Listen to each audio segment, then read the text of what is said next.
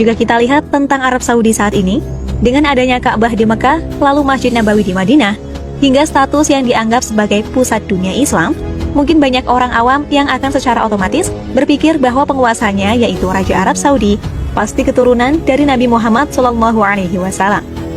Dan bisa dibilang, anggapan tersebut merupakan hal yang cukup wajar.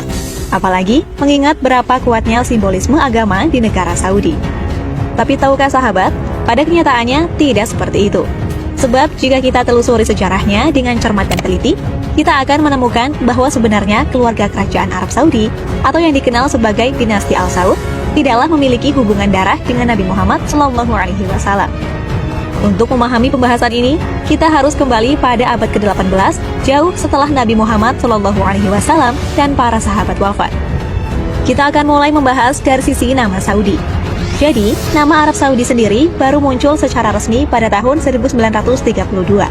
Sebelumnya, wilayah itu hanya bagian dari Jazirah Arab yang terbagi-bagi oleh banyak suku dan klan, yang masing-masing dari mereka memiliki wilayah kekuasaan dan pemimpin lokal. Nah, dari situlah muncul nama seseorang yang akan menjadi tokoh penting, yakni Muhammad bin Saud, yang hidup pada pertengahan abad ke-18 dan bisa dibilang sebagai nenek moyangnya keluarga kerajaan Arab Saudi yang masih eksis hingga saat ini. Dia berasal dari keluarga Bani Hanifah, yaitu salah satu suku yang berada di daerah Najd, sebuah wilayah pedalaman yang panas dan tandus di tengah Jazirah Arab. Keluarga Saud tidak dikenal sebagai keturunan Nabi dan tidak punya keistimewaan dalam status struktur sosial Arab saat itu. Tapi, mereka cukup punya pengaruh di daerahnya karena kedudukan mereka sebagai pemimpin lokal. Di satu sisi, yang membuat nama Muhammad bin Saud semakin dikenal dalam sejarah bukan karena asal-usulnya, melainkan karena pertemuannya dengan seorang tokoh ulama kontroversial yang bernama Muhammad bin Abdul Wahab. Inilah titik penting dalam sejarah Arab Saudi. Pada tahun 1744, kedua orang yang bernama Muhammad ini, yang satu pemimpin suku dan yang satu lagi adalah ulama reformis, saling bertemu dan sepakat membuat perjanjian politik religius. Muhammad bin Abdul Wahab punya misi untuk memurnikan ajaran Islam dari apa yang ia anggap sebagai penyimpangan dan bid'ah, seperti menolak keras ziarah ke makam orang yang dianggap suci, lalu praktik tawasul dan banyak hal lain, yang sudah jadi tradisi Islam di berbagai tempat. Gagasan dari Muhammad bin Abdul Wahab bisa dibilang ekstrim untuk ukuran waktu itu, sehingga tak heran banyak suku-suku Arab menolaknya. Kemudian Muhammad bin Saud yang saat itu merupakan pemimpin suku lokal Arab justru melihat gagasan ekstrem itu sebagai peluang besar. Lalu, dia menawarkan perlindungan dan juga dukungan politik kepada Muhammad bin Abdul Wahab. Dan sebagai gantinya, gerakan Wahabisme akan mendukung keluarga Saud sebagai pemimpin dunia Islam versi mereka. Jadi sejak awal berdirinya kekuasaan kerajaan Saud di Jazirah Arab itu lebih kepada aliansi politik dengan dukungan gerakan keagamaan yang dikenal sebagai Wahabi, bukan karena silsilah keturunan Nabi Muhammad SAW. Dengan dukungan dari para pengikut Wahabi yang cukup militan dan semangat untuk menyebarkan pemahaman Islam versi mereka ke wilayah-wilayah Arab, Muhammad bin Saud beserta keturunannya mulai menaklukkan berbagai suku-suku lokal di Jazirah Arab. Yang menarik pada saat itu, kekuasaan Muslim terbesar ada di tangan Kesultanan Utsmaniyah atau Ottoman Empire yang berbasis di Istanbul, Turki. Kekhalifahan ini mengklaim sebagai pelindung dua kota suci, yaitu Mekah dan Madinah. Tapi keluarga Saud dan gerakan Wahabi memandang mereka sebagai pelaku bid'ah yang merusak kemurnian agama Islam. Maka mulailah bentrokan berdarah antara pengikut keluarga Saud dengan pasukan Ottoman dan suku-suku Arab lainnya. Akhirnya pada awal abad ke-19, kekuasaan keluarga Saud sempat mencapai puncaknya, dan mereka bahkan berhasil merebut Mekah dan Madinah dari tangan Ottoman. Namun, pada tahun 1818, pasukan Ottoman yang dibantu oleh pasukan dari Mesir di bawah Muhammad Ali Pasha menyerang Deryah dan menghancurkan kekuasaan Saud pertama. Kepala-kepala pasukan Wahabi dipenggal dan wilayah kekuasaan mereka kembali direbut. Namun, keluarga Saud tidak musnah. Mereka kembali bangkit beberapa dekade kemudian dan mendirikan kembali kekuasaan mereka dalam bentuk Emirat Najd. Tapi baru pada awal abad ke-20-an, ketika tokoh legendaris Abdul Aziz bin Abdurrahman Al Saud yang dikenal sebagai Ibnu Saud muncul, maka jalan menuju berdirinya Arab Saudi modern mulai terbuka lebar. Ibnu Saud lahir pada 1875 dan pada tahun 1902 dia berhasil merebut kembali Riyadh yang menjadi langkah awal restorasi kekuasaan keluarga Saud. Ibnu Saud adalah figur karismatik. Dia tidak hanya mengandalkan garis keturunan bangsawannya dari Diryah, tapi juga pandai memainkan aliansi politik, termasuk dengan Inggris yang pada saat itu punya pengaruh besar di kawasan Timur Tengah. Saat Perang Dunia I pecah, Inggris berusaha melemahkan Kesultanan Ottoman dengan membangun jaringan dukungan kepada para pemimpin lokal di wilayah Arab, termasuk Ibnu Saud. Sementara itu, kota suci Mekah dan Madinah saat itu berada di tangan Syarif Hussein bin Ali, yaitu penguasa Hijaz yang berasal dari keluarga Hashemid, yaitu keturunan langsung dari Nabi Muhammad SAW dari jalur cucunya yaitu Hasan bin Ali. Jadi kalau bicara soal siapa yang benar-benar keturunan Nabi, maka keluarga Syarif di Hijazlah yang sebenarnya punya legitimasi dari sisi nasabnya. Tapi ironisnya, meskipun punya keturunan suci, Syarif Hussein kehilangan kekuasaannya. Pada tahun 1924, pasukan Ibnu Saud bersama pasukan Wahabi yang dikenal sebagai Ikhwan menyerbu Hijaz dan merebut Mekah dan Madinah. Ini adalah titik balik besar kota-kota suci Islam yang dulunya berada di tangan keturunan Nabi, sekarang jatuh ke tangan keluarga Saud yang bukan keturunan Nabi, tapi punya kekuatan militer dan dukungan ideologi Wahabi. Sejak saat itulah, keluarga Saud menguasai seluruh jazirah Arab bagian tengah dan barat. Dan pada tahun 1932, negara Arab Saudi resmi dideklarasikan dinamai dari nama keluarga mereka sendiri. Kalau kita tarik kesimpulan dari kisah ini, sangat jelas bahwa keluarga kerajaan Arab Saudi bukan berasal dari keturunan Nabi Muhammad SAW.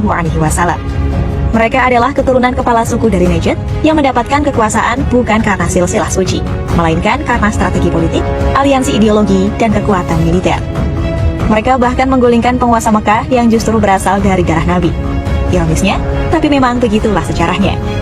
Setelah berhasil merebut wilayah Hijaz dari tangan keturunan Nabi, keluarga Saud menghadapi tantangan yang besar, yaitu bagaimana mereka bisa diterima secara luas sebagai penguasa atas dua kota suci Islam, yaitu Mekah dan Madinah. Padahal mereka bukan keturunan Nabi, dan bahkan baru saja menggulingkan penguasa yang jelas-jelas memiliki nasab langsung dari Nabi Muhammad SAW. Di sini, kecerdikan politik Ibnu Saud dan kekuatan ideologi Wahabisme memainkan perannya. Sejak awal, Wahabisme bukan sekedar aliran pemikiran keagamaan. Ia adalah ideologi politik yang dibungkus dengan semangat religiusitas tinggi. Muhammad bin Abdul Wahab yang memulainya pada abad ke-18 tidak hanya ingin memurnikan ajaran Islam dari segala bentuk tradisi lokal dan praktik yang dianggap syirik, tapi juga membangun sistem sosial dan kekuasaan yang berdasarkan pemahaman tunggal atas teks suci. Dalam sistem ini, penguasa tidak perlu berasal dari keturunan Nabi. Yang paling penting adalah dia melindungi dan menyebarkan Islam secara murni. Itu mengapa ketika Ibnu Saud menguasai Mekah dan Madinah pada 1924 sampai 1925, dia tidak berusaha mengklaim bahwa dia adalah keturunan Nabi. Sebaliknya, dia justru menguatkan legitimasi kekuasaannya dengan mengibarkan bendera pemurnian Islam. Dia mengklaim bahwa kota-kota suci selama ini telah dikotori oleh ziarah berlebihan, pemujaan kuburan wali, dan tradisi sufi yang dianggap menyimpang oleh kaum Wahabi. Maka pembersihan masjid-masjid dari makam dan tempat ziarah menjadi langkah simbolis, sekaligus politis, yaitu untuk menunjukkan bahwa kekuasaan keluarga Saud telah sah, karena mereka menegakkan Islam yang benar. Kalian mungkin berpikir, apakah rakyat menerima ini begitu saja? Jawabannya adalah tidak semuanya. Banyak ulama dari Mekah dan Madinah yang menolak pendekatan kasar Wahabi. Beberapa diasingkan dan yang lain dipaksa untuk patuh. Lalu sebagiannya terpaksa menyesuaikan diri demi keselamatan hidup. Tapi perlu diingat, saat itu Ibnu Saud sudah punya kekuatan militer yang besar, ditambah para pendukung fanatik dari kalangan Ikhwan, kelompok milis bersenjata yang sangat setia kepada Wahabisme.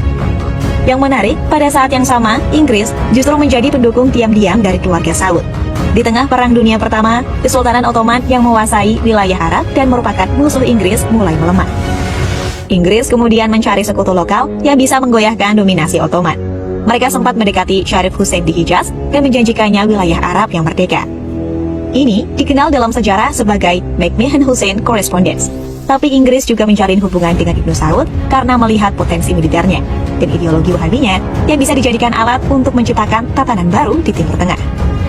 Bukti dukungan Inggris ini cukup nyata sejak awal 1920-an. Ibnu Saud menerima dana hingga persenjataan dari Inggris. Mereka menganggap Ibnu Saud lebih bisa dikontrol dibanding Syarif Hussein yang lebih ambisius karena memiliki klaim terhadap gelar khalifah. Ketika Ibnu Saud mulai menyerbu wilayah Hijaz dan berhasil menggulingkan kekuasaan Syarif Hussein, Inggris tidak melakukan perlawanan yang berarti. Justru sebaliknya, mereka memberikan ruang politik agar Ibnu Saud bisa memantapkan kekuasaannya pasca tumbangnya Syarif Hussein. Pada tahun 1932 menjadi momen yang penting. Ibnu Saud memproklamirkan berdirinya negara baru yang bernama Al-Mamlakah Al-Arabiyah As-Saudiyah atau sering dikenal Arab Saudi. Ini satu-satunya negara di dunia yang dinamai dari nama keluarga penguasanya. Sebuah langkah yang secara simbolik menunjukkan bahwa negeri ini adalah milik keluarga Saud, bukan milik seluruh umat Islam, apalagi milik keturunan Nabi Muhammad SAW. Setelah proklamasi, Ibnu Saud terus memperkuat kekuasaannya dengan menciptakan sistem yang menggabungkan otoritas kerajaan dan kekuasaan ulama Wahabi. Dalam sistem yang dibangun oleh keluarga Saud ini, segala urusan politik dan ekonomi dipegang penuh mereka, sedangkan urusan hukum dan moral masyarakat dipegang oleh tokoh ulama Wahabi. Berjalannya waktu, dua kekuatan ini pun saling menopang. Para ulama memberi restu atas kekuasaan raja. Sebagai imbal balik, raja memberikan wewenang kepada tokoh-tokoh ulama Wahabi untuk mengontrol kehidupan sosial, termasuk pendidikan, media, dan perilaku warga. Dengan kontrol penuh atas dua kota suci, sumber kekayaan minyak yang mulai ditemukan sejak 1938, dan dukungan politik dari negara barat, keluarga Saud berhasil memperkuat posisi mereka secara global. Tapi sekali lagi, semua ini terjadi tanpa mereka harus mengaku sebagai keturunan Nabi Muhammad SAW. Bahkan mereka sangat hati-hati dalam narasi publik agar tidak membuat klaim-klaim semacam itu. Sebab mereka tahu, jika terlalu menonjolkan legitimasi keagamaan lewat nasab itu, tidak akan membuka celah bagi keturunan Nabi lainnya untuk menantang posisi mereka. Sebagai contoh, keluarga Hashim keturunan Nabi yang dulu berkuasa di Hijaz, masih eksis hingga saat ini. Mereka sekarang menjadi keluarga kerajaan di Yordania, dan hingga kini masih membawa gelar Sayyid atau Syarif yang menunjukkan hubungan darah mereka dengan Nabi Muhammad SAW. Tapi berbeda dengan Arab Saudi, kerajaan Yordania tidak menguasai Mekah dan Madinah, sehingga posisi mereka dalam dunia Islam tidak sekuat dulu. Yang lebih menarik lagi, Arab Saudi mulai mengontrol narasi sejarah di dunia Islam lewat lembaga-lembaga dakwah dan pendidikan internasional. Mereka mendanai pembangunan masjid, menyebarkan buku-buku ajaran Wahabi ke berbagai negara, hingga mendirikan Universitas Islam. Seperti Universitas Islam Madinah, disinilah pengaruh mereka makin terasa. Pemahaman Islam yang sangat tekstual, skriptual, dan menolak banyak tradisi lokal menjadi arus utama di banyak tempat, bahkan di luar negeri seperti Indonesia, Pakistan, dan Afrika. Namun, semua pengaruh besar itu tidak mengubah fakta dasar bahwa Raja Arab Saudi bukanlah keturunan dari Nabi Muhammad SAW. Bahkan dalam struktur sosial Arab Saudi sendiri, status sebagai Sayyid atau keturunan Nabi memiliki tempat yang begitu spesifik, tapi bukan yang tertinggi. Para Sayyid tetap dihormati secara sosial, tapi mereka tidak memiliki akses ke kekuasaan politik. Semuanya tetap berada di tangan keluarga Saud dan ulama Wahabi.